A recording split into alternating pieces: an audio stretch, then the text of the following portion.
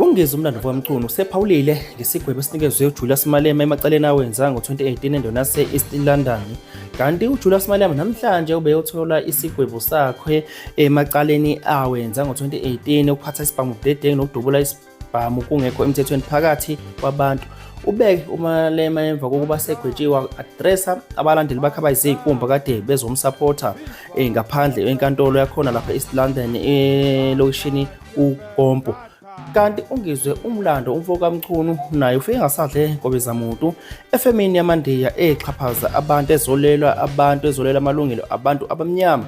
Mbukeli asibingelele siphinde sikwamkela kweza namhla siyabona ukuthi uyaphila njengoba ulapho ungasekhaya. Kanti mbukeli sokunxusela ungabusanyakaza hlala kanye nathi ngoba wathi wayanyakaza uyokuthwa okuyikona okusemqoka kakhulu ngoba esiphethe namhlanje zinoju esocela kuwena ukuthi nje uma kuthi uyayithanda indlela esebenza ngayo ulike ivideo uyibukele subscribe ukuthi uyathanda ukuthi uqhubeke uhlale kanye nathi thina nje soqhubeka ke sikenzele umsebenzi ukuthi siyabona ukuthi nawe ngempela uya appreciate esikwenzela kona. Ake singene kweza namhlanje siphethe mbukeli sokuthi nje qaphu ngamafushane la sothinta khona indaba yangiza umlando kaMchunu ephawula ngoJulius Malema. Siyazi ukuthi umzimu umlando kaMchunu noMalema izimbangi ezindala kubangwa yona ipolitiki. UMacingwane uphefumulileke naye enkundleni zokuxhumana sho ukuthi indlela inkantolo esebenzise ngayo indlela yokusebenza nokukhipha isigwebo sikaMalema nje uMalema egwetshwe ngaphansi kwamacala awu5 ahlobene nelika 2018 lapho khona etholakala ephethe isibhamu esingekho emthethweni kwaba futhi uyaphinda usidubula phakathi kwabantu leso sibhamu amacala akhelana njengoba sisho ukuthi ugwetshwe amacala awu5 kodwa enzeka ngosuku olodwa ku-2018 kwi-50 year celebration anniversary ye-EFF endaweni yase-East London kuGompo. Mbukeli ake sizwe ichunu liphefumulela.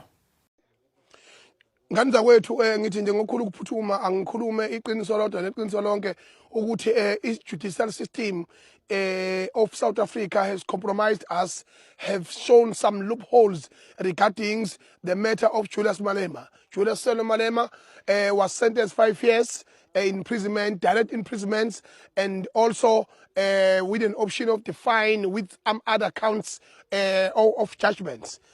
Of sentencing. So leyo nto leyo iyodwa ikhombise ngokusobala ukuthi vele lo mfana wasiqhumisa isibhamu ke bukhoma edakwe utshwala futhi ngaphekwa lokho akazange uhloniphe umphakathi wase-Eastern Cape, akazange uhloniphe umthetho weyibhamu zaseNingizimu Afrika.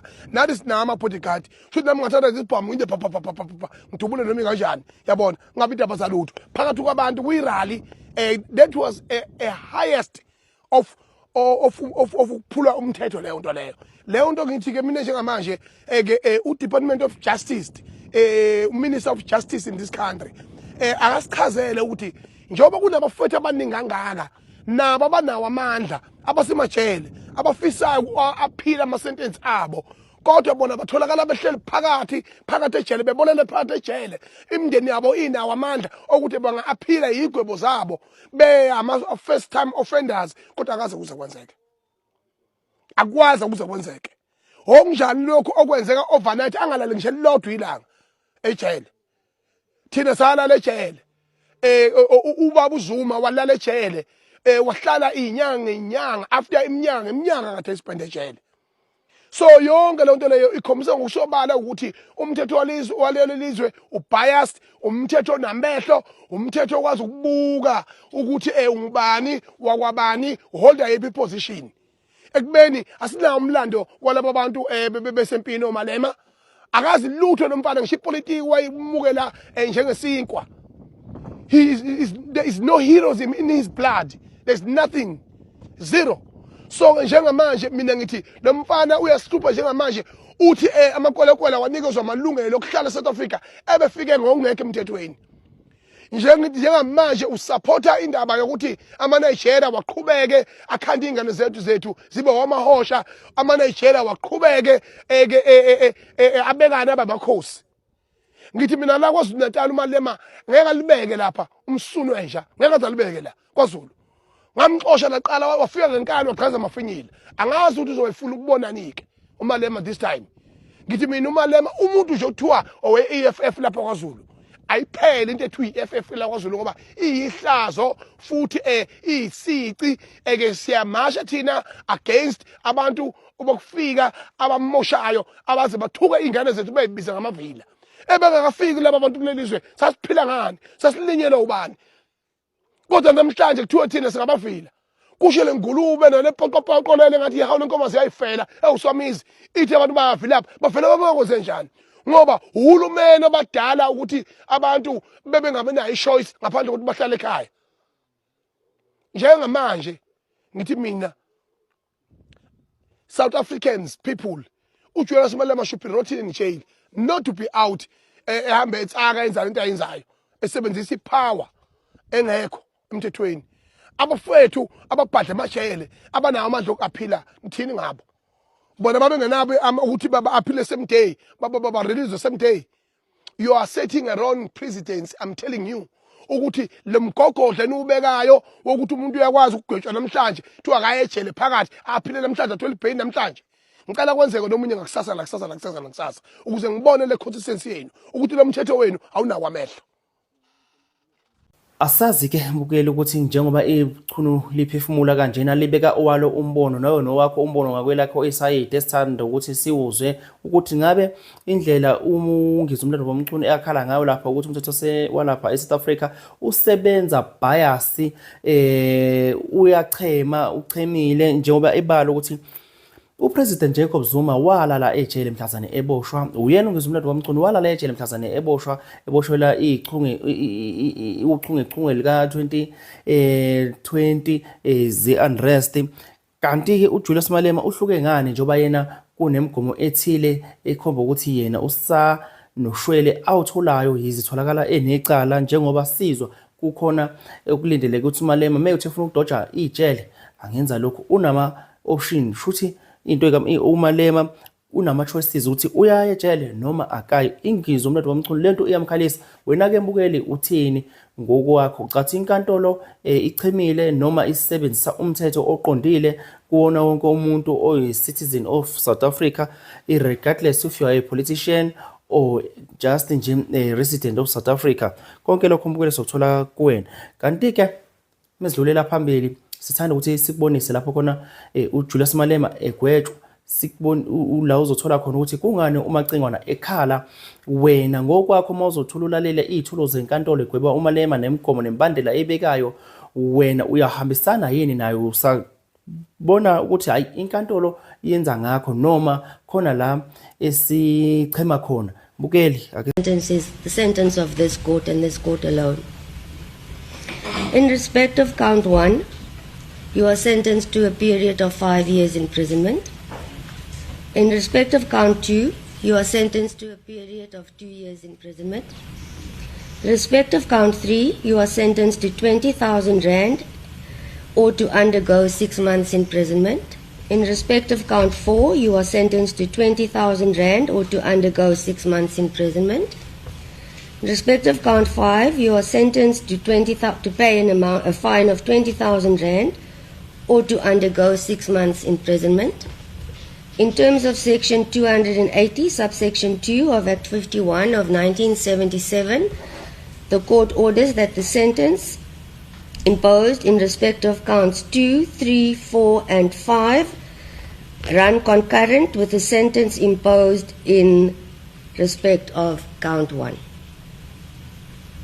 Amandla, Amandla, Viva EFF, Viva, Tata EFF, Tata, Tata EFF, Tata, down AfriForum, down, down AfriForum, down, down racism, down, down racism, down. Thank you very much, Secretary General. Our leaders, the National Chair, DSG, TG, and Deputy President, our parents who are here, our pastors, traditional leaders, the leadership of the Youth Command, our family members who are here. We support the fact that today was not an easy day. But at the end of the day, the fighters emerged victorious because the ground forces have always stood firm behind the logo of the EFF. We want to salute you, the ground forces, for always being there from since 2018 until to date. They thought you were going to be tired, only to find that you have an appointment with the future and you are not going to be discouraged by a white magistrate who kept us here for so many years. She kept us here for so many years and comes back and blame us for disturbing the courts. We did not come to court on our own. She invited us to the court and we responded. You know, if you don't come to court, you get arrested. If you come to court, they say you are disturbing court. Therefore, you must go to prison for disturbing court. So we don't know what to do anymore. But that was not the law. That was racism speaking. Magistrate Olivier is a racist of note.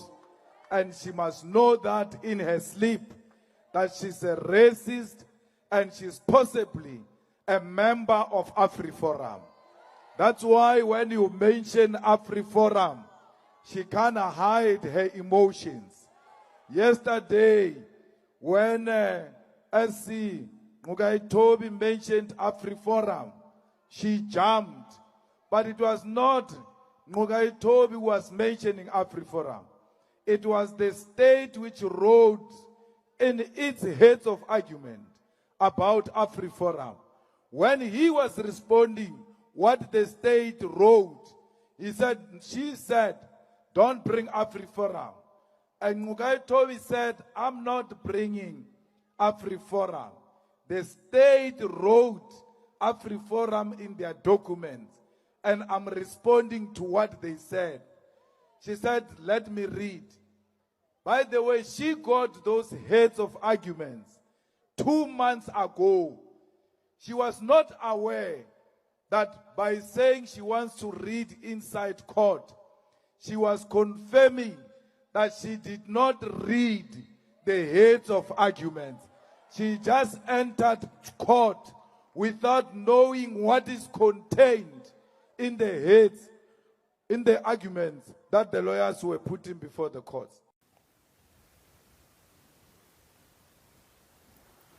Owakho umbono mbukeli uthini? Mhlawumbe uhlukile kunokangizwa umlando kwaMchunu noma uyahambisana nokaMacingwane njengoba usuzwile imagistrate ikhipha isigwebo sika Julius Malema ukuthi imgweba ngaphansi kwamiphi imbandela njengoba kuvela ukuthi imgweba 5 years imprisonment bese kuthi leminye amacala awu 4-5 alandelayo izomshaya ngefine kwa 20,000 or 6 months in prison. Kukwena ke mbukeli ukuthi ubeka kanjani na wena wathi uma ugejwa wakhethiswa yini ukuthi sigwebe ndoda noma ukhokha imali engaka kwaxoxiswana yini nawe publicly noma yonke into yenzeka private noma wagwetshwa nje wazi waphuma ejele ngenxa ukuyiphatha kahle noma kwazi kwaphela isigwebo. Kanti sizoyivala ngayo umlingizo umlando kwaMchunu ke mbukeli lapho khona efike ngasadle enkobeza umuntu kwenye yamafemu exhaphaza abantu khona endaweni yase KZN lapho ngizwe umlando kwaMchunu ungene nezicapha femini yamandiya ebizwe ibona abasebenzi. Kanti ke nombukeli unelungelo lokuthi usibhalele lapha ku comment section usho ukuthi wena amandiya noma belungu bakho noma umphathi wakho uxhaphaza ukuphi na ufisa ukuthi icuno lifike kuphi na la lizofe khona qathatha. Kodwa njengamanje ake sithathe sikubeke lapho khona ekade eyosiza laba ekade basiza njengamanje. I'm here to represent them. It's clear. And I'm demanding him to come. He must come. Mana makula fala tena na makula kwa ile kade. Kade phuma nje manje landelana la. Yavuka ifem sebenza la. Besebenza phakathi besingekuphinge nje ngasiphola futhi. Uthe last year Bekuyi-24 March. 24 ngithami kujoyina i-union. Kwajoyinwa i-union bengingizwa. Mekujoyina i-union kusho ukuthi ubhosi wangahambisana naleyo nto. Bathi abajoyinile bawu-25. I-cyst yonke ukuthi asiphelele njengamanje abanye basemakhaya abanye banamatohwane. Okay. Wathi uxolela ukuyivala ifirm shutdown. Asenzanga lutho njalo thina njengoba silana nje sikaze sijoin i-union. Kushuthi sakubekezelela lokho sifika mesifika akasiniki i-update etheni. Mesizobuza ukuthi kuvulwa nini senze kahle hle evele ezizibe hamba. Kutheke February bahamba bayikhuluma indaba yakhe nommeli lo wabe union. Babakhokhela laba abalokhuzile abajoyinile i-union. Thina akayingene yethu. Akasi-update nokuthi kwenzakalani. Masifika futhi la ngaphakathi sibuke nje ethi awukho umsebenzi esisuke ehambele. Sesiyizinto nje thina. Imisebenzi eminyama ngake la. Asazi ukuthi siyasebenza noma sisasebenzi yini. Ibisanda kuvulwa le firm ivulwe 2024. Ivulwe 2024 ngo-April. Ithila nani? No plastic. Oh, bakhona nje i-managers zakhona ikhona manje. Yazi basanda kuphuma ubhosi nendodana yakhe bebekhona. Kade bephuma benizobathola nje kamnandi nje bephelele. Elapha phezulu inawo amandiya asebenza phakathi. Kodwa mengafoneleka nje ngafika because uhlala khona la ebhentwe yakekho. Uthi ubani sifonela ubaswa khona?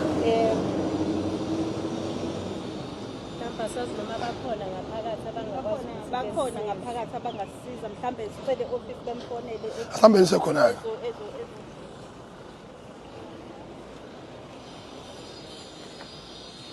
Nijani badoda nalala makalpothini awuzoza nefoni yami awuza nemoto Nijani mama Sikole sicela ubasibala ekhaya Kuphi ezansi? Unyuso zansi. Bonke abekho la. Baphumile nje ulokhu uzabe hayeli benomfana lo bashona ezansi umuntu onyukile nje ngomthembu sonke babekho kodwa angikho intombazane se-office socela ukuthi sifonelele bona bawukuthi osebenza Samba sekuyena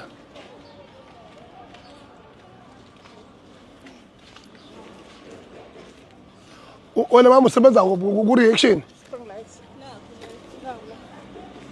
Security. Yasiphupha kangaka uniform yakho abakuthengele ngane nje.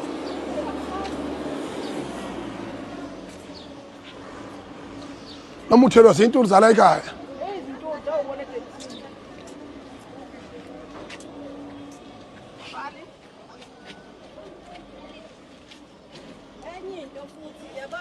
umsebenzi khona ukuthi awukho makuvuleleka umsebenzi akubizwa thina esihlezi emakhaya kuthathwa abanye abakwenye ifirm bezosebenza la efirmini kade sisebenza kuyona thina nje eyethi ayisaphathwa kwakho Hawu Baka ngizokhuluma nawe lamakulu ayadelele njani Sikole yabo usupervisor Ntombi Usikhulu ngicela ufonele abaphathi balekha ngifuna ukukhuluma labo ukuthi batshele kuyaphuthuma batshele khona mina lapha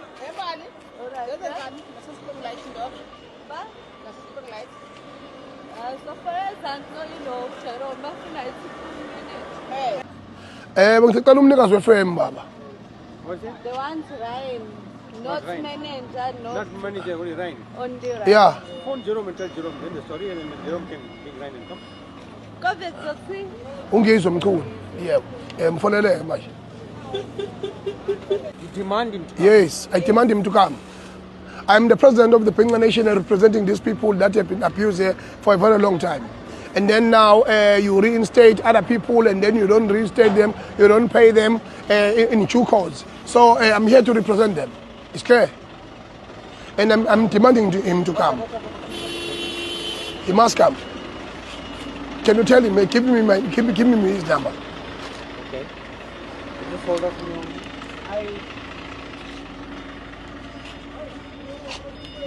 Hello?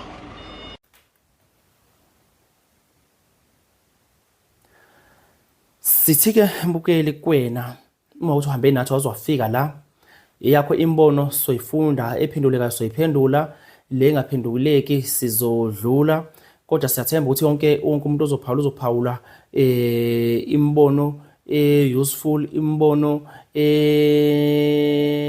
ne message sikwazi ukuthi sisebenzisane kanti-ke mekuthi uthanda indlela isebenza ngayo uyosubscribe ulike njengoba Debe sishilo ukuze nathi sobona ukuthi ngempela abantu bayathanda nokuthi siqhubeke sisebenzisane kanye nabo otherwise siyophuma kanje bukeli siyabonga.